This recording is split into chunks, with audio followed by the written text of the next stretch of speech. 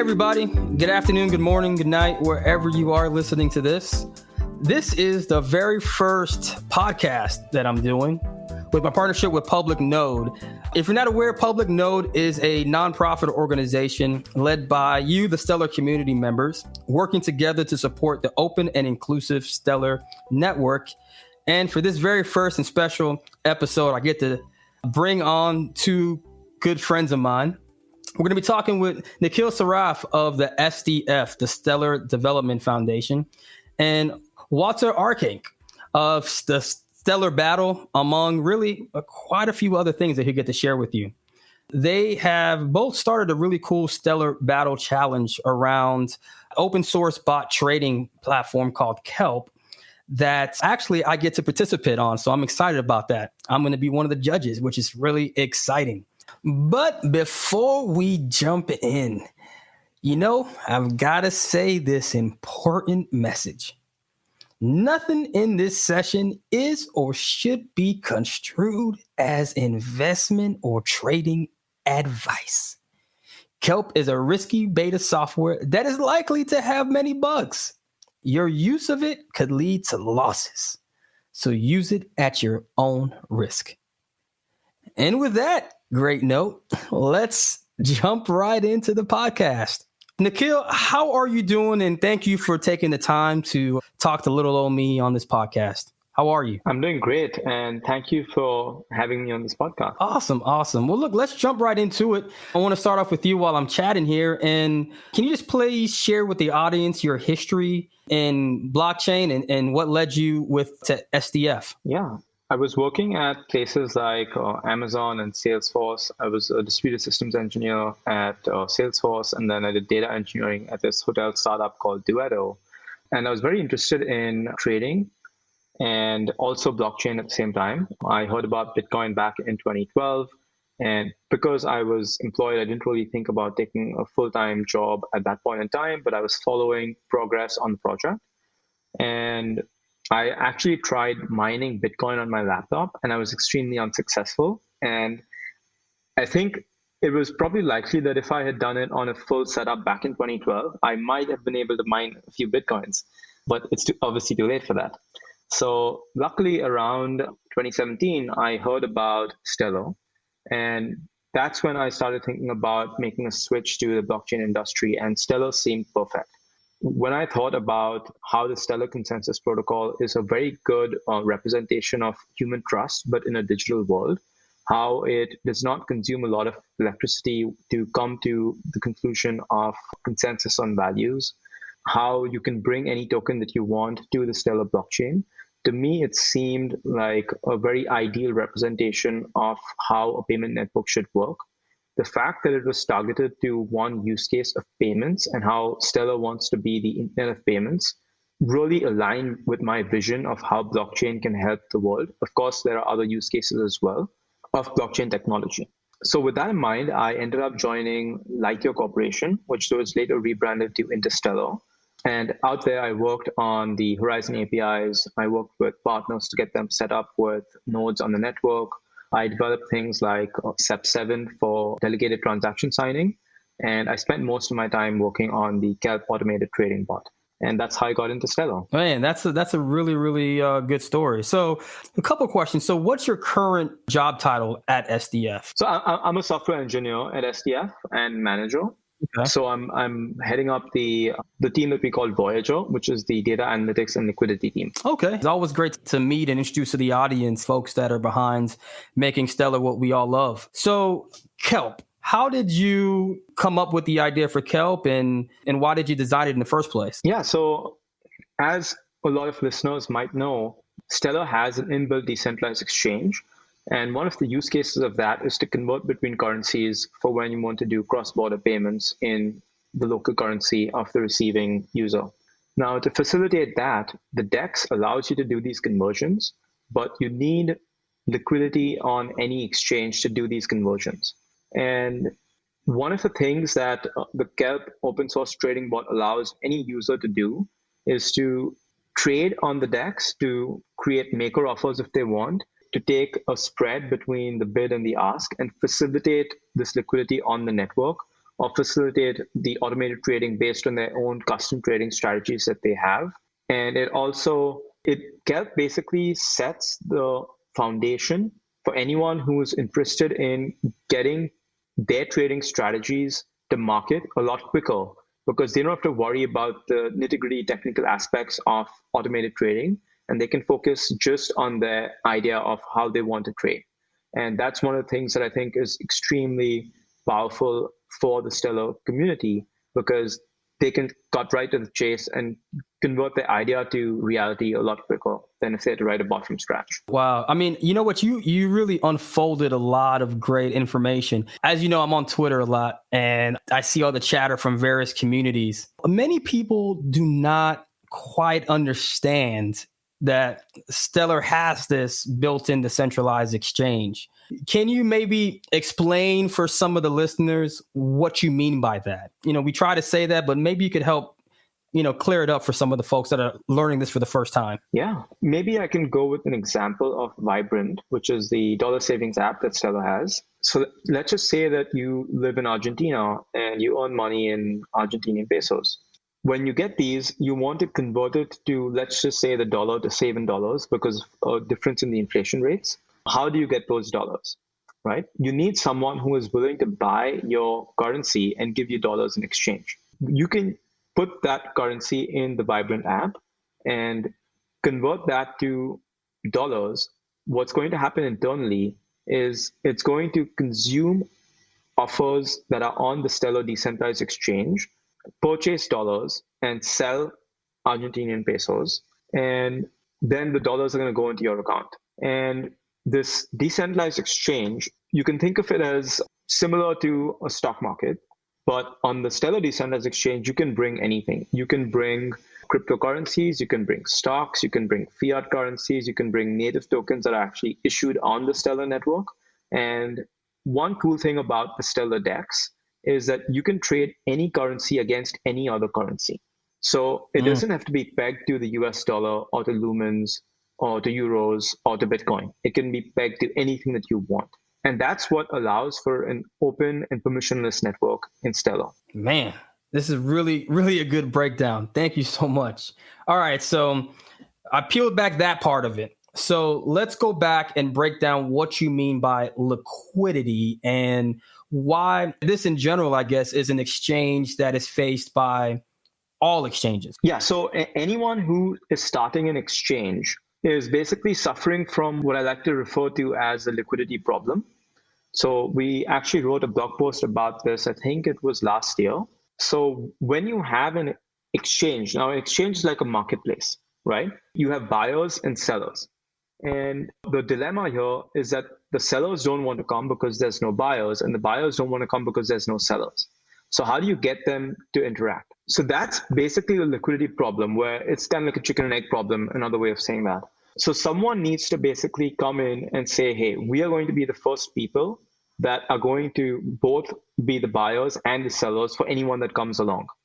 And once they do that, then they basically bootstrap this exchange.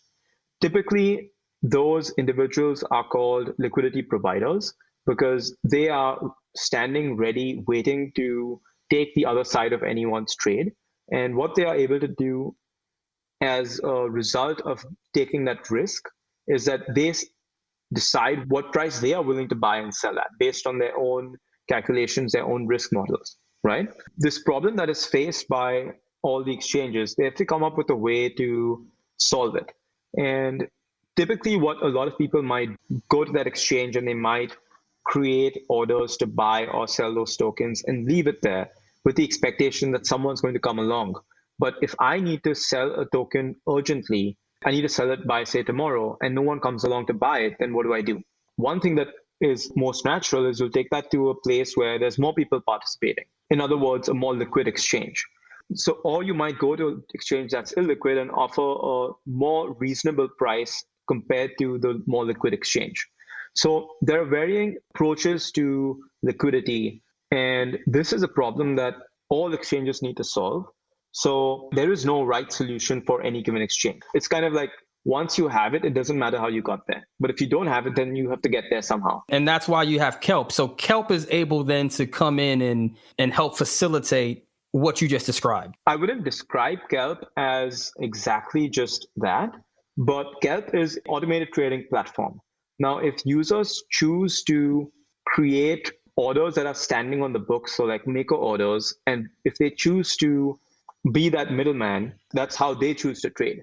But someone can choose to come in and just take liquidity from the DEX because they find it profitable to do so. That's how they choose to use Kelp. So Kelp is basically just a platform that can be used to trade however a user wants. Man, that's really great. So let's take a pause. I got my buddy over here sitting down, listening this in. Wouter, how are you? Hey, Sam. Good to see you. I'm doing fine. And hey, Stellar family. So you are behind Stellar Battle. As I started off the podcast, that this is all around this brand new Kelp Stellar Battle that's just started off this month. You know, Wouter, you've been a very active member in the Stellar community, and I've known you since the beginning. You've done a lot of different things to help the community grow. Why don't you go ahead and just give us a little background of yourself and your experience with the Stellar family community? Yeah, sure.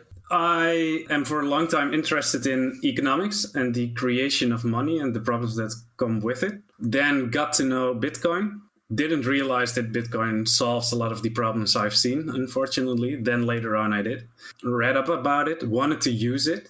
But then all my friends said, no, I'm from the Eurozone. I want euros. I don't want Bitcoin. What are these things? But I still wanted to use it. And then later on, I got to know Stellar and then realized that this solves this problem because then I can pay in whatever I want while my friends can receive whatever they want, which is an awesome concept. I just wanted to be part of this. So I started doing a lot of things for the Stellar community and wanted to drive adoption and drive the use of this platform because I believe that using it is what makes it valuable, so to say. Yeah, and you're definitely one of the OGs, I call, of the Stellar community, man. You really put the time and effort in. For those of you that may not be aware, that he is also Picking Unicorn on Twitter and behind the Stellar's torch that really made a huge impact. I mean, I know that I was a part of it. A lot of big names were on that sharing of the Stellar torch. So that was a really successful project. How did you come up with that idea? That was pretty cool.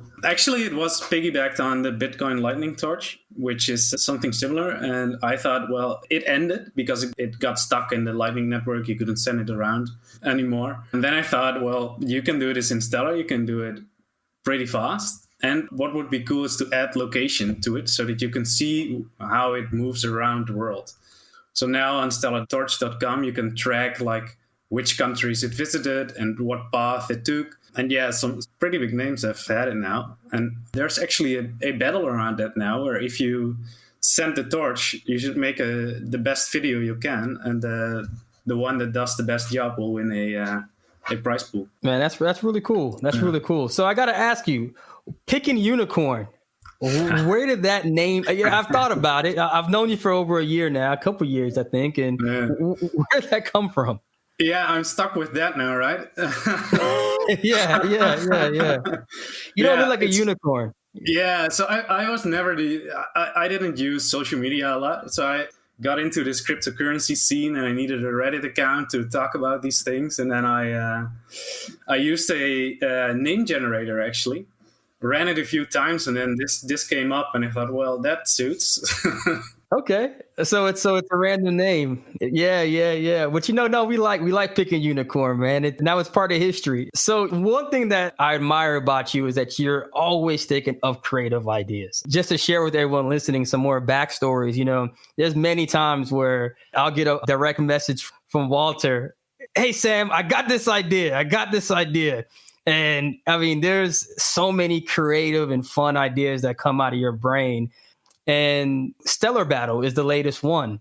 So, share with us, how that idea got started. So this started with me thinking I want to read more interesting articles about Stellar. And I realized that oftentimes I thought, all right, then I have to write it because someone else will not do it, whatever incentive they need.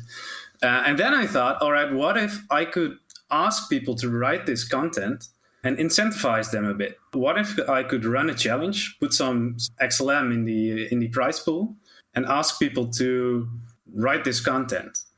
And then I thought, what if more people have this urge for more Stellar content? What if they would also deposit some XLM to that same prize pool? Then we can collaboratively ask for this content to be created. So that's where it started. And eventually then I thought, all right, but then you can also use it to collaboratively ask for a app that you want to see realized. And then you can ask for a lot of interesting creative things as well, like the Stellar Torch videos or whatever. It's a way to collaboratively incentivize people to do things. I think that's the brilliance of your mind, is that, you're always looking at ways to bring people together. I know I appreciate it, and a lot of people in the community appreciate. So it's always good to give platforms to folks like yourself, because there's always a lot going on, but sometimes you forget how we got here. And Picking Unicorn, for those listening, has definitely been a major contributor to what this community is all about today. Back on Stellar Battle, what are some of the examples of previous battles that have happened in the past? Yeah, so we have a sponsored battle by Lobster, for example, where people were asked to explain multi-signature, the use of multi-signature on Stellar.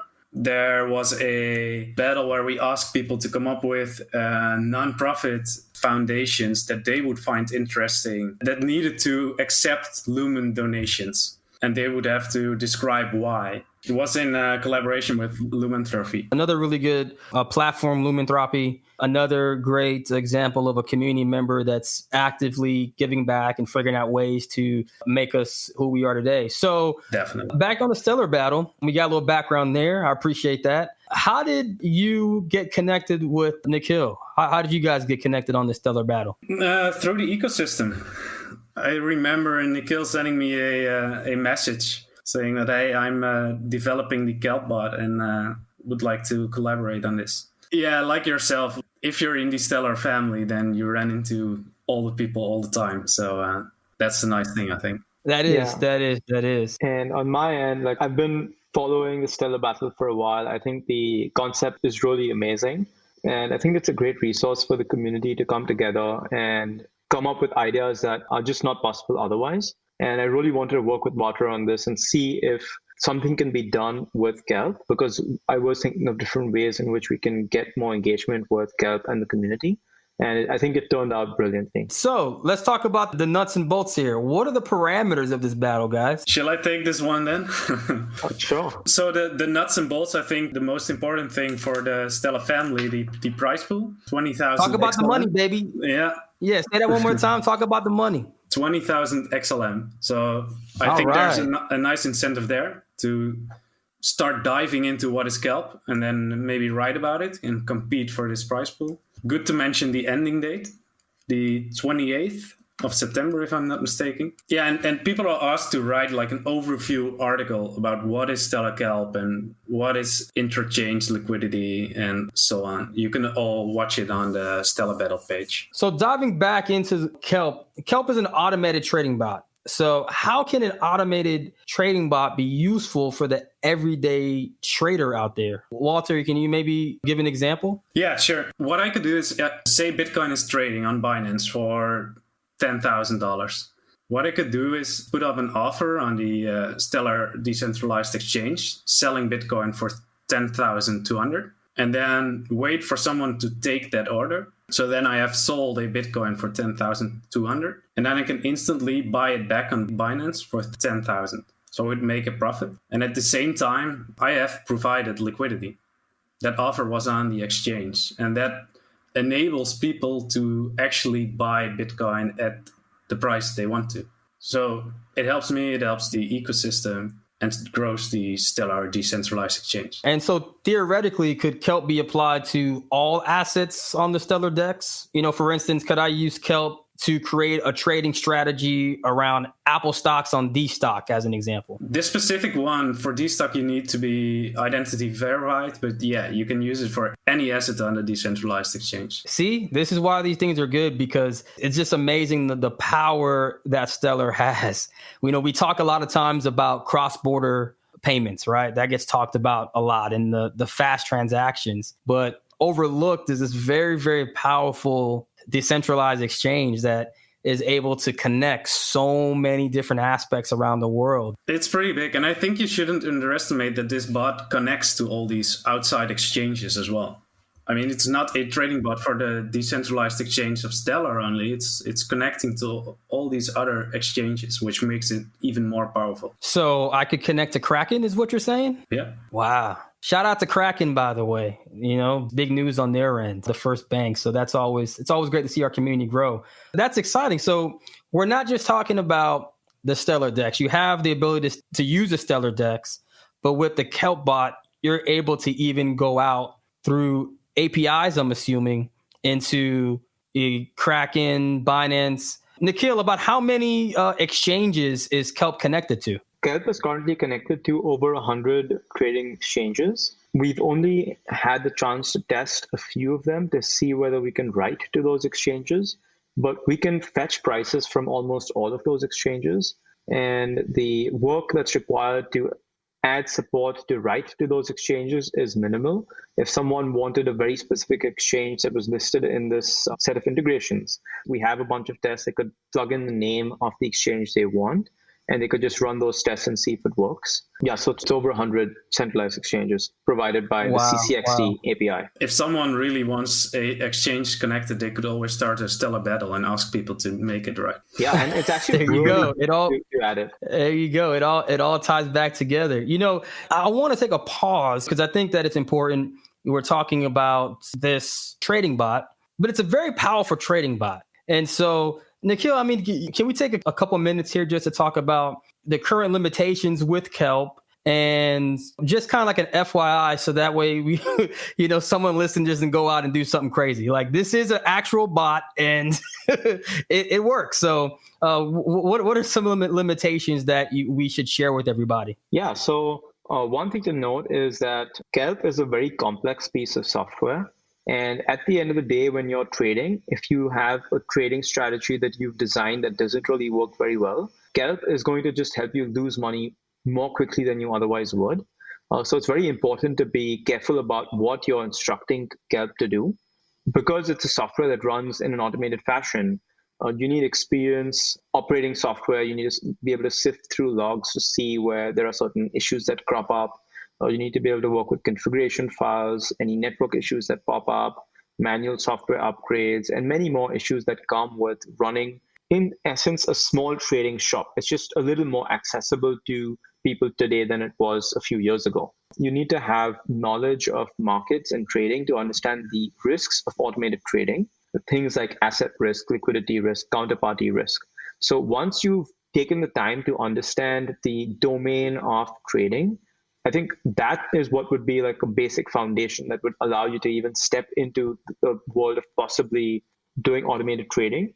I know this might sound like a daunting task, but it's pretty fun once you get into it and once you know what you're doing. Good. No, I appreciate you sharing that. That's important. Let me ask you a question to kind of to piggyback off that. Is Kelp something that SDF actually uses? So we do use it internally. Okay. And any improvements that we make are fed back into the bot, into the public repo. Okay. That's a lot of good insight. So Wouter, the Stellar Battle is live right now, correct? Yep. So how can the audience submit an entry to the battle? Yeah, they could go to stellarbattle.com. Then they will find the Kelp Battle on the front page. They can go to it. And then on the bottom, they add a link to their entry. It's described there what they should do, but they can make their public content and then create a link to it. And you can also see the articles or YouTube videos or whatever that are already entered into the competition on the bottom of the battle page. Well, good. So guys, what are we expecting out of the Stellar Battle? Because I know there's been some really good entries so far, and I'm sure after this podcast airs, there's going to be a few more that start to trickle in. What do we feel we're expecting out of this battle? What would make this a successful Stellar Battle? My hope is that more people will take the incentive to learn about Kelp, to learn what it is, to see the potential if they are, so to say, capable of it, start playing around with it, but learn like the general overview of Kelp. I think that's the main thing I hope for. And maybe even realize, even if they can't use it, realize what they should ask for to be created by others.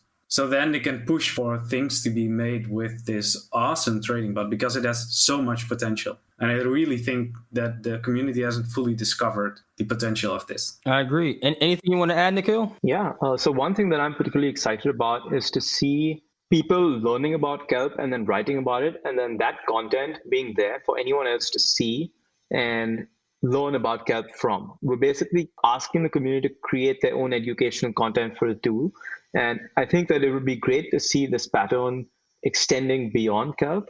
Because I think that when community comes together to achieve a common goal, like it's completely amazing to see how much can be accomplished. You know, I'd just like to add, for me, in my, I guess, my personal experience with the Stellar community, I come from the, I guess, traditional business world. And so, you know, what's excited me about Stellar is how nicely a lot of the technical achievements that Stellar is bringing to the table, really, you can start to see it merging in real life use cases. And Kelp is one of those applications that I feel can lead to a lot of opportunities. So I'm really looking forward to the entries that can help someone like myself. And I feel I represent a lot of the average folks out there who aren't coders themselves. Help me to understand how to utilize this software. And so that's what I'm looking for. I'm looking to be educated. I'm looking to walk away with at least a foundation that I could build upon. So I'm really excited. Wouter, let me ask you, can members in the community, let's say if they're not participating in an entry, how can they participate? Is there a way that their votes can be heard, that they can read along with the entries? Is that opportunity available for them? They can read the content that is created. They can share whatever content they like. They can go to the battle page and upvote the articles they like most. So that's a good way. They can push for others to write this content, obviously. So if, say, they know a good writer, they can ask them to look into this and write a piece. So if you guys are listening out there, encourage, you know, if you're listening to this podcast and you feel that you're excited about Kelp and you believe that there's a lot of potential, I think Wouter brings up a really good point. If you can't do it, encourage somebody else to. You know, if you know somebody that's a developer, a coder, somebody that has maybe trading experience, encourage them. I think that the best thing that we all can do as a Stellar family is hit the share button. Hit the share button. That's the number one thing you can do. I think you have discovered this one, Sam. Exactly. You know, you're absolutely right. You know, you hit the share button. It's interesting talking about, I got a message from someone the other day and who's working on a project right now. And we were talking back and forth and he said, hey Sam, by the way, thanks. I said, for what? And he goes, hey, you spoke in New York and, you know, you inspired because I'm a banker. I'm not a coder, but I got excited about Stellar and now he's involved in a project. So, awesome. You know, I love to hear that story and everyone listening, you guys have the ability and power to do that for somebody else as well. So I'd like to add one more thing about sharing, which is that when people are thinking about sharing, you can also share outside the Stellar community. This is a great option to get people from outside the community involved inside the community, because Kelp is, you can trade on centralized exchanges like Kraken, like we discussed, and other exchanges as well. So that's always, I think, a good starting point for people to trade and then realize some of the other benefits that the DEX offers compared to these centralized exchanges, and then potentially bring them into the Stellar community as well. Man, that is a great add. Thank you on that one. You're absolutely right. This is something that people can use as an entry point. So that's great. So the 28th, everybody, is the conclusion of this battle, 28th of September. It's a very exciting battle. I believe a very important Stellar battle for all the reasons that we've mentioned here. How big is the pool again? The pool of XLM that they can win here, Wouter? 20,000 XLM. 20,000 XLM. I think that's worth getting involved right now. I just really wanted to thank you guys. Is there anything else that I missed that you want to add to the podcast? So there is one more thing that I'd like to add, which is kind of just talking about what Kelp is capable of other than what we've already discussed. So it is an open source tool. It's written in Golang. We are working on graphical user interface to make it more accessible for people. That's written in React.js. If people want to contribute by submitting pull requests, we are accepting pull requests. It runs on Windows, Mac, Linux, Raspberry Pi. It's extremely lightweight. a machine with 16 gigs of RAM could run close to 200 instances of Kelp, depending on the trading strategy that you're running. For the trading templates that we have, you don't need a database. You can optionally enable a database. We currently integrate with Postgres, and this saves your trades locally. So there's a lot that you can do. You can extend Kelp to do a lot of things that may not be possible today. So it's something to look at when you're thinking about trading on the DEX or even outside the DEX. Nikhil, you've inspired a very powerful and exciting software for the community. So we really appreciate the work that you and the rest of the SDF I know are doing all the time. And Wouter, man, continue all that you're doing. You know, I love supporting anything that you're doing in the community. Talk to a lot of people out there on social and Keybase. Everybody appreciates the work that you're doing. So thank you on that. Same to you. Well, that's it, guys. Thank you, Wouter. Thank you, Nikhil. This wraps up episode number 1. Woo, feels good. Take care, guys. It's great to be first. Thanks for having us.